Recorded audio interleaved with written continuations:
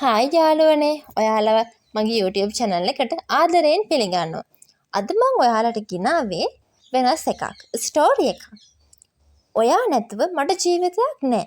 හදවත කැඩෙන තරම් ලස්සන ආදර කතාවක්. අපි බලමුකෝ. හමුවීම. කොළඹ වැසි දිනයක්. තරුෂි කියන්නේ නිහතමානී සරල ගැහැණු ළමයෙක්.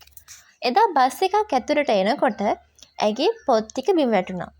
එකම මොහොතේ ඒ පොත් ටික උස්සලා දුන්නේ නිමේෂ්. සොරි මට බලන්න බැරි වුණා. ඔහු කියනවා. ඒ මොහොතේ දෙන්නගේ මැස් හමු වෙනවා. මේ තමයි meet cute moment. love stories වල common starting point එක. ඔන්න දැන් තමයි ආදරේ පටන් ගන්නෙ. දවස් ගත වෙද්දි message, call, meet, laugh. ඇය මට ඔයා එක්ක ඉන්නකොට නිදහස් වගේ දැනෙනවා. ඔහු මටත් ඔයා නැතුව දවසක් complete නෑ.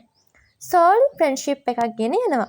මේක ටික දවසක් යනකොට ආදරේ බවට හැරෙනවා. මොන කතාවෙත් ගැටලු තියෙනවනේ.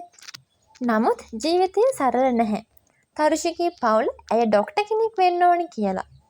Nimesh financial problems. Mr. and his truth issue.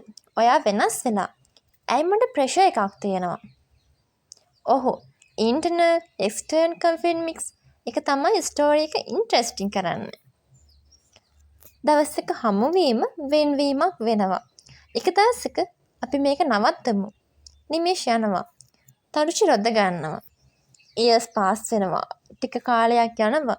ඇය වෙන කෙනෙක්ට මැරි කරන්න almost ready වෙනවා. ඔහු සක්සස් වෙලා but empty inside.